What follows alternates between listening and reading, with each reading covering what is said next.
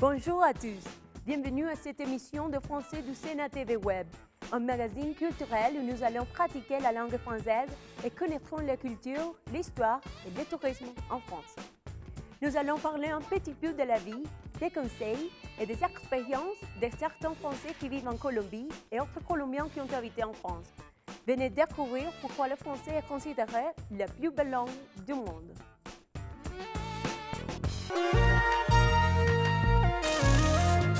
Viernes de bilingüismo.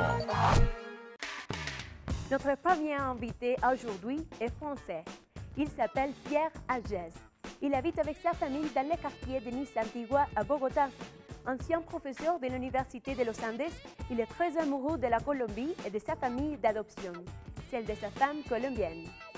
Pierre nous raconte son arrivée en Colombie ainsi que la découverte de ces quartiers dans lesquels il a décidé de rester. Je m'appelle Pierre Samuel Agès, je suis né en France, j'ai 41 ans et je suis arrivé en Colombie depuis 1996, octobre 1996 exactement. Et quand j'ai rencontré Carmen et quand était le moment de dire bon, on va faire notre vie ensemble, partons en Amérique du Sud, en Colombie, c'était très très dur pour ma famille. Très dur parce que déjà de voir un enfant partir si loin par rapport à la France, la banlieue parisienne. Donc il y avait quand même plein d'images, plein de sentiments d'angoisse. Et puis j'ai eu un petit peu ce courage et cette innocence de 25-26 ans de partir pour voir comment c'était, sans me poser de questions. Je débarque ici et mon premier choc, sortant de l'aéroport le soir, ça a été je suis au Caire. Alors pourquoi je parle du Caire? Mon père est égyptien et on avait fait un voyage en Égypte pour mes 15 ans, peu de temps avant sa mort. Et l'arrivée au Caire, l'aéroport, on passe par des quartiers pareils qu'ici, c'est-à-dire des quartiers où il n'y a pas, les maisons elles sont en briques nues parce qu'il n'y a pas assez de sous pour mettre du ravalement dessus, c'est un peu le bazar, les rues sont un peu chaotantes, etc., les vieux taxis. Et je me suis vraiment, la première chose, j'ai dit à ma femme, je lui ai dit, on est au Caire. Elle m'a dit non mais c'est quoi cette histoire, c'est pas possible. Et donc c'était ma première impression, c'était une ambiance de, je dirais, de pays en voie de développement. Voilà. Et puis quand je suis arrivé dans le quartier ici, ça a été tout de suite très différent. C'était un quartier au contraire très calme, très organisé, une famille très accueillante, très méditerranéenne en fait. Et le premier truc que j'ai fait le lendemain de mon arrivée, on a fait une promenade ici dans le quartier, Nice Antigua. Là c'était vraiment les odeurs.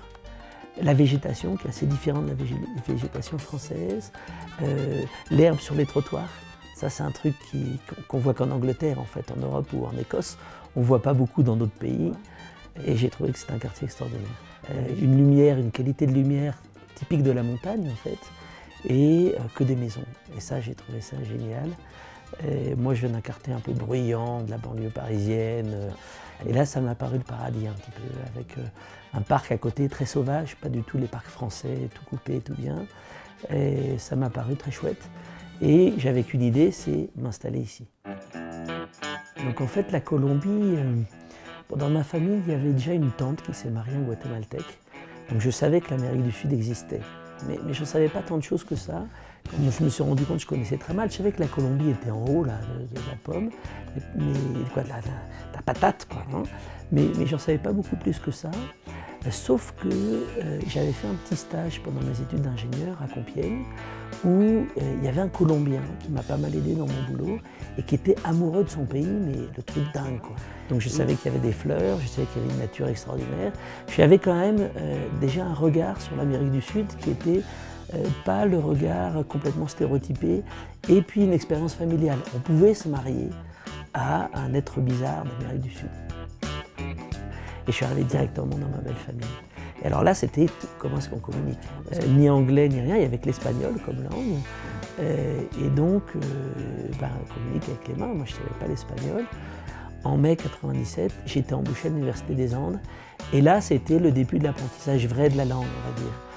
Les trajets en bus, on parle dans le bus avec les gens, le taxi, et puis confronté à des étudiants. Mais l'apprentissage de l'espagnol s'est fait au bout d'un an, j'avais plus aucun problème au niveau professionnel.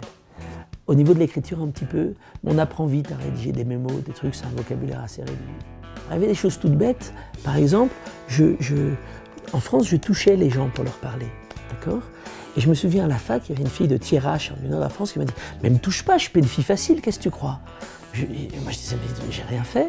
En fait, c'était mon père qui m'avait transmis ça de la culture arabe. Et ici, tout le monde le fait. Les gens, quand ils parlent, ils touchent pour parler.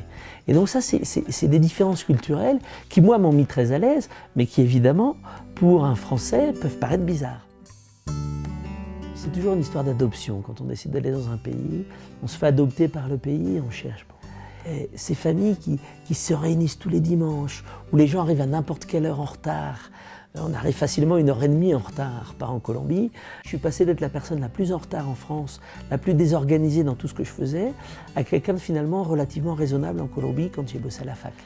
Dans ma famille, du côté de mon papa, famille égyptienne, c'était tout le temps comme ça. Les gens arrivaient tout le temps, en retard, un petit peu n'importe comment, et puis on réchauffe un truc, on resserre, voilà. On trouve ça beaucoup ici, les familles, tout le monde se retrouve autour d'une personne de la famille, souvent la plus vieille, ou la sœur aînée, ou les grands-parents. Et ça, c'est quelque chose qui est très méditerranéen. Quand on arrivait, on n'était pas mariés. En Colombie, c'est pas quelque chose d'évident. Ma femme m'a dit, j'aimerais bien qu'on soit mariés. Et donc moi j'ai dit, ça ne me pose pas de problème, je ne suis pas catholique, mais de me marier dans une église, ça ne me dérange pas. Maman est protestante, mon papa était juif, biculturel, ça ne me posait aucun problème. Mais par contre, ce qui m'ennuyait beaucoup, c'est qu'en Colombie jusqu'à 91, le mariage à l'église était le mariage civil. Et ça ne me plaisait pas beaucoup. Je tiens aux valeurs de la République, du mariage, je dirais, face à l'État et non pas face à une entité religieuse. Et donc on a décidé un truc assez sympa. On s'est marié en 99, ici dans le quartier, à l'église. Très peu de gens de ma famille sont venus parce qu'il y avait une grosse peur de la Colombie, le prix, la distance. Et on a laissé passer 2 ans. On s'est marié à la mairie de Nancy pour avoir un mariage devant le maire, devant la République. On n'avait pas fait valider notre mariage colombien, c'est-à-dire que pour la Colombie, on n'était pas mariés.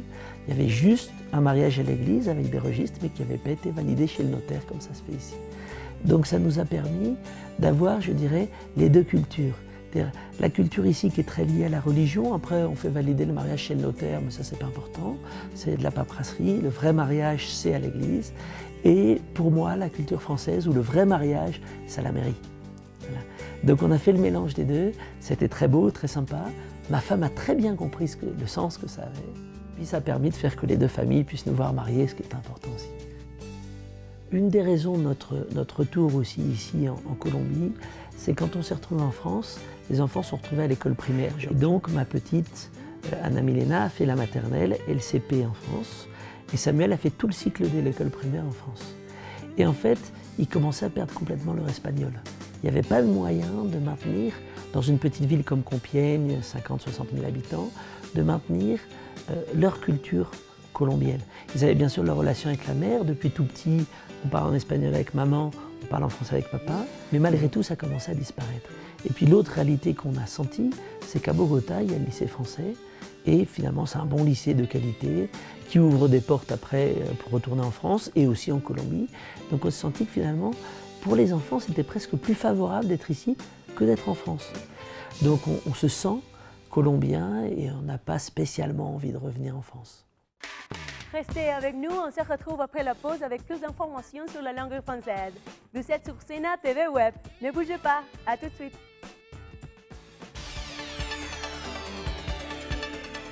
En quel mois les francophones célèbrent-ils leur langue commune? A. Mars. B. Avril. C. Mai. D. Juin. Ya regresamos con TV Web Educativa.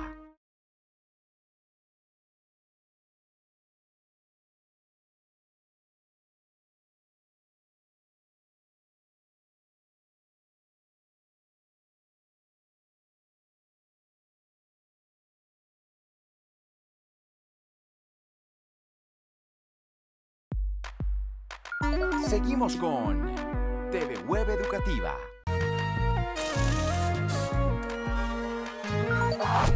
En quel mois les francophones célèbrent-ils leur langue commune? La réponse est A. Mars. Souhaitez-vous des vacances relaxées sur la plage, sous le soleil, avec des fêtes et de bons restaurants? La Côte d'Azur est la région idéale pour vous.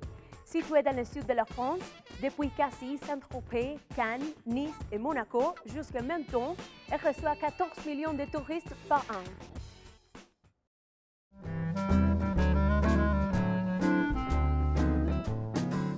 La Côte d'Azur, connue aussi comme la Riviera française, est le nom donné à une partie de la côte méditerranéenne située entre Cassis et Menton. Son climat tempéré toute l'année, ses kilomètres de plage, son arrière-pays pittoresque, le glamour de ses ports de plaisance, ses restaurants gastronomiques et ses magasins de luxe en ont fait une des destinations favorites de nombreux artistes du monde du spectacle et un passage obligé pour les personnages publics en quête de célébrité. C'est aussi sans doute pourquoi ce petit bout de côte situé à l'extrémité sud-est de l'Hexagone est l'une des régions les plus touristiques de France. Chaque année, la Côte d'Azur accueille 11 millions de touristes, dont près de 5 millions en été, entre juin et septembre, auxquels il faut encore ajouter environ 1 million de croisiéristes, ainsi que plusieurs millions de visiteurs ne restant que le temps d'une journée.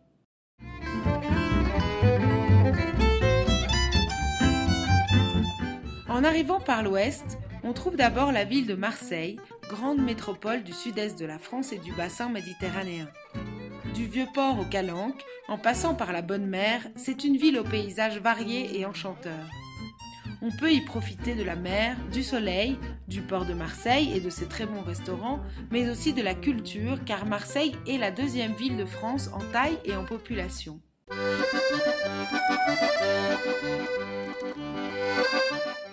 À une vingtaine de kilomètres de Marseille se trouve Cassis, une petite ville également très touristique du sud de la France.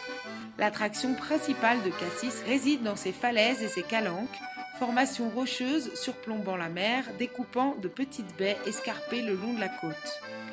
Ce petit port de pêche, avec ses bateaux et ses restaurants en terrasse, situé entre deux sites naturels exceptionnels, le massif des Calanques et le fameux Cap Canaille, séduit forcément le visiteur de passage.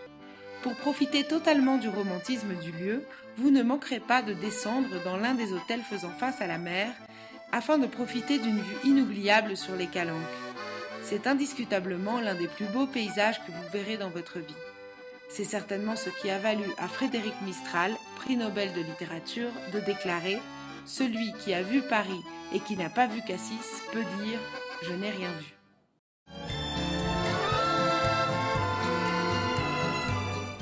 Bien sûr, puisque vous êtes dans le coin, ne passez pas à côté de la ville la plus prisée des artistes et des célébrités, Saint-Tropez. Familièrement appelée Saint-Trope, c'est une petite commune française du Var et de la région Provence-Alpes-Côte d'Azur qui a fait parler d'elle sur toute la planète. C'est un lieu de vacances et de relaxation de la jet-set européenne et américaine, ce qui attire d'ailleurs d'autres types de touristes à la recherche de célébrités.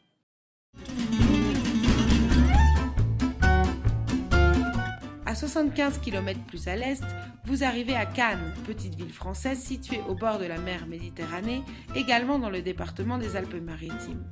Cannes est aussi connue mondialement en raison de son festival international du cinéma, le Festival de Cannes, et de son boulevard en bord de mer, la Croisette, où les stars ont l'habitude de se faire prendre en photo entre grands hôtels et boutiques de luxe de marques prestigieuses.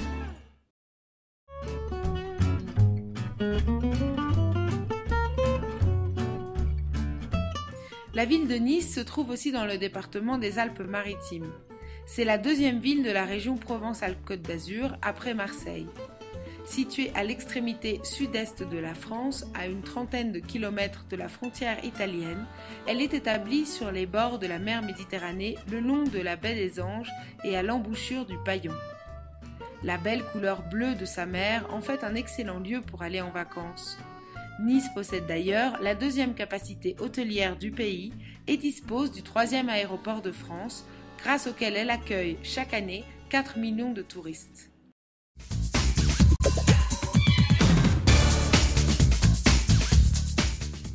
Au bout de la Côte d'Azur, nous trouvons Monte-Carlo, l'un des 11 quartiers de la cité-État de la Principauté de Monaco, rendu célèbre par son casino. Monaco est situé sur le bord de la Méditerranée, à mi-chemin entre Nice et la frontière italienne. C'est le deuxième plus petit État indépendant au monde, après le Vatican, avec une superficie totale de 202 hectares, c'est-à-dire 2 km². Monaco a environ 31 000 habitants. En plus de son casino, la ville possède un musée océanographique et un palais princier, mais elle est aussi l'organisatrice du Grand Prix de Monaco qui s'y déroule chaque année. Grâce à son climat méditerranéen, ses nombreux hôtels de luxe, ses restaurants de haute gastronomie et ses magasins et boutiques exclusives, Monaco est devenu un lieu de vacances convoité par les millionnaires et les touristes curieux de découvrir l'un des plus chers et des plus élégants lieux du monde entier.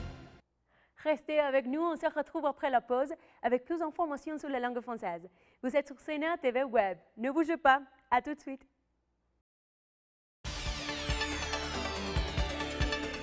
Quel est le scientifique qui a découvert le vaccin contre la rage? A.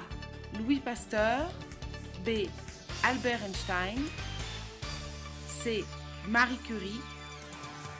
D. Pierre Curie. Ya regresamos con TV Web Educativa.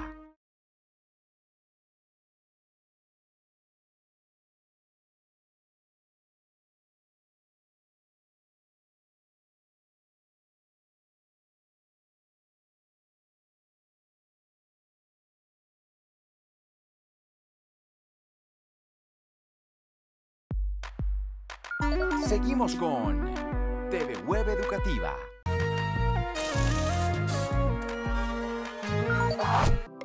Quel est le scientifique qui a découvert le vaccin contre la rage? La réponse est A. Louis Pasteur. Notre deuxième invitée est colombienne.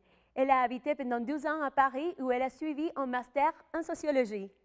Parallèlement à son activité universitaire, elle est artisane. Elle s'appelle Paola Chaparro. Paola, bienvenue sur CNA TV Web. Bonjour, je m'appelle Paola. Je suis sociologue, j'étudie sociologie et en plus, je suis artisane. J'habite à Bogota, à La Candelaria.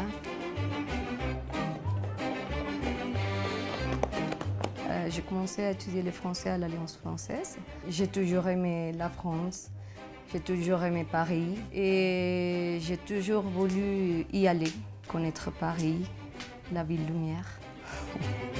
Quand je suis arrivée en France, je ne savais pas, je ne comprenais pas qu'est-ce que les gens me disaient dans la rue. Parfois, c'est difficile parce que tu ne sais pas si c'est ou, u, et, e. Aller étudier, t'habituer à une autre langue, c'est pas toujours évident.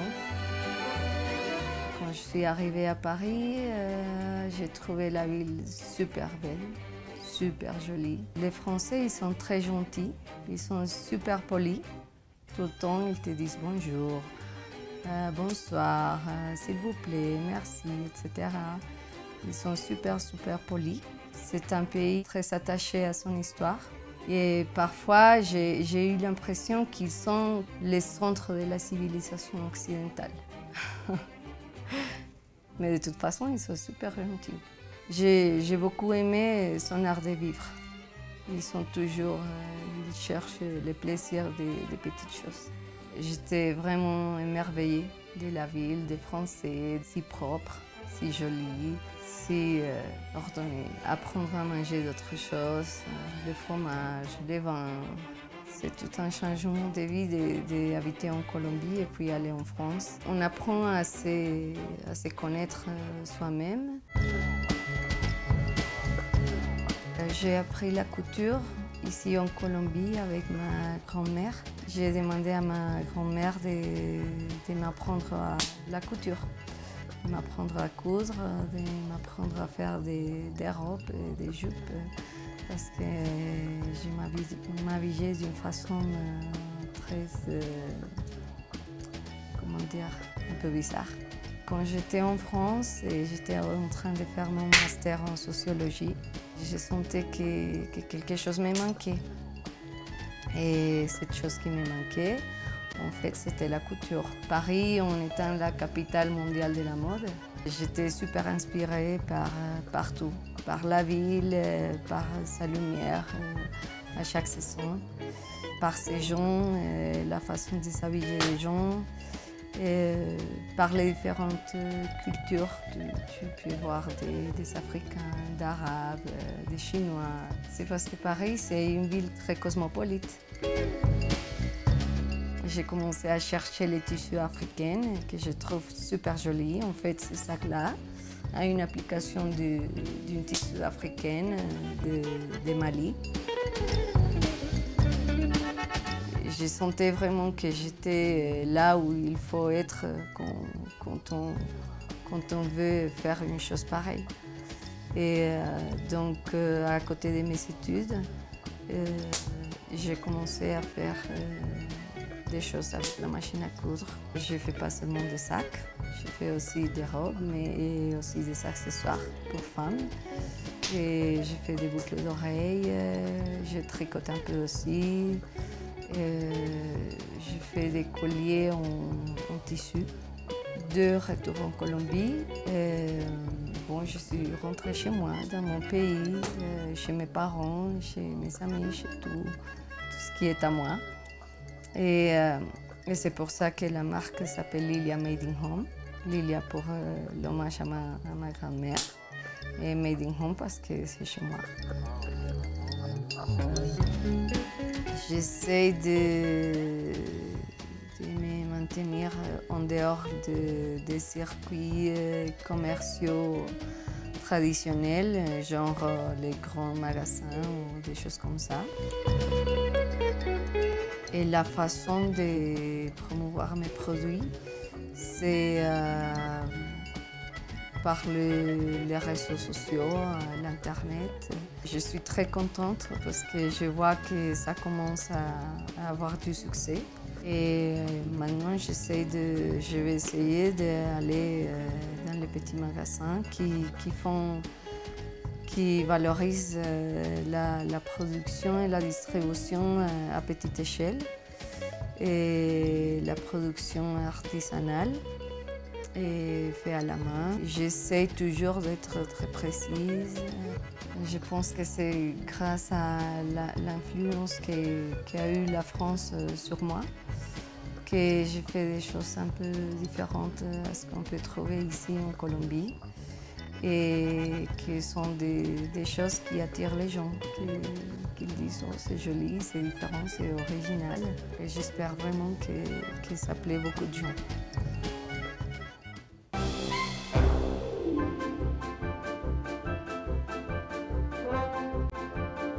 Saviez-vous qu'il y a 40 000 châteaux, manoirs et palais en France ?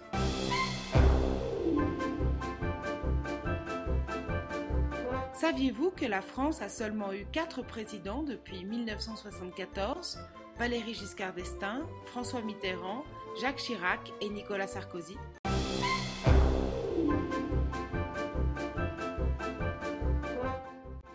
Saviez-vous qu'il y a plus de 300 sortes de fromages fabriqués en France ?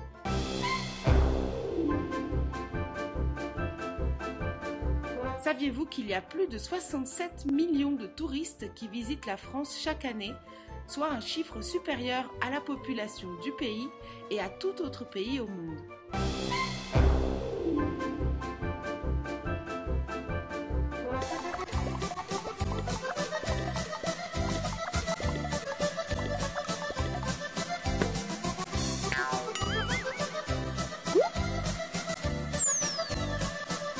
Bonjour à tous et bienvenue dans cette nouvelle leçon de Parlons en français, un programme qui fait partie de la stratégie TV Web du Service national d'apprentissage SENA et il est fait pour vous. Aujourd'hui, vous allez apprendre un des plus importants verbes en français, c'est le verbe être. Merci Philippe, tu es le français le plus beau du monde. El verbo être es el equivalente a ser o estar en español. Su conjugación es je suis, tu es, il est, elle est, nous sommes, vous êtes, ils sont y elles sont. Como este verbo significa ser o estar, tenemos que valernos del contexto para conocer su significado. Por ejemplo, elles sont au café, que significa ellas están en un café, a diferencia si decimos elles sont françaises, que significa ellas son francesas. Et moi, je suis colombienne et je suis dans un studio de télévision, que significa yo soy colombiana y estoy en un estudio de televisión. Otro de los verbos más importantes en francés es el verbo avoir, que significa tener, y se conjuga así. J'ai, tu as, il a, elle a, nous avons, vous avez, ils ont, elles ont. Par exemple, tu as 15 ans, tú tienes 15 años. Nous avons le meilleur café du monde. Nosotros tenemos el mejor café del mundo. Hoy les contaré también dos palabras que se pronuncian exactamente igual en francés, pero se escriben de manera diferente. Se trata de escrito EST, y escrito ET. En el primer caso se trata del verbo ser o estar en primera persona del singular, por ejemplo, il est colombien. En el segundo caso se trata de la conjunción de coordinación y, por ejemplo, un homme et une femme. Por último, quiero que se aprendan una regla ortográfica muy importante en el idioma francés, el uso del apóstrofe. Cuando una palabra termina por E y la siguiente palabra comienza por una vocal o una H, tenemos que hacer un apóstrofe entre las dos palabras. Por ejemplo, l'homme se transforma en l'homme y l'enfant se transforma en l'enfant. Y l'hôtel se transforma en l'hôtel. Bon, c'est tout pour le moment. On se retrouve plus tard ici en parlant en français. Merci pour tout, Philippe. Je t'envoie de gros bisous.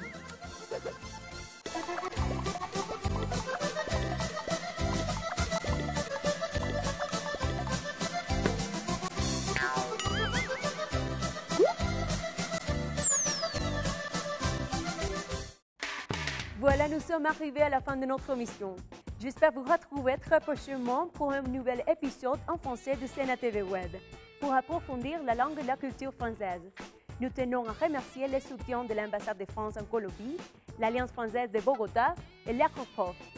N'oubliez pas de visiter notre site web senavirtual.edu.co ou sur Facebook Sena Comunica ou sur Twitter @Sena Comunica. Merci à tous et à bientôt!